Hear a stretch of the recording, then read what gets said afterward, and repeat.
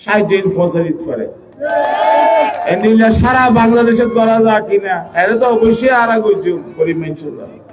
হান বিন ফিললে গরিব মানুষ সাধারণ মানুষের দল আই জারে কি এডে দেখি 90% মানুষ লঙ্গি বুঝছে মানুষ আর সমর্থন করতে গেছে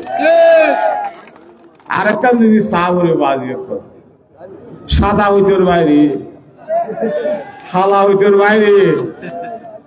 দান হাওয়া লাগতেছে আর ঘরে ঘরে যায়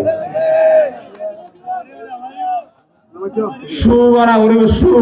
মারা উড়িব যা তো দান হাই না বুঝছেন তো কি ওই মারা উড়িব গিয়া কেলা উড়িব আর কি তো এই হতা হই বেগুন ভালো থাকে না আজ খুব মন্দন খুব পড়ে আজ তো ফইলে শুরু হয়েছে আর সুখ দুঃখের সাথে এলে পুরস্কৃত মানুষ যেমন সময় একবার যেমন সময় ইলেকশন দেই মাইলকে মাইল মিছিল করে আগে দিন রাস্তাঘাট মসজিদ 10 বছর 20 বছর আগে তো হাজার হাজার মানুষ মিছিলে যায় নিরিবিলি গেরাও গেছে অত বড় তিয়া উড়িব অত হামাগা বড় তিয়া উড়িব এলে হই তাই অন্যান্য এই ইনকাম করে শুট করছো আজ তো পুরস্কার আর আছে অগ্রাধিকার এই যে আজ তো মৎস্যজীবী বিষয়ক সম্পাদক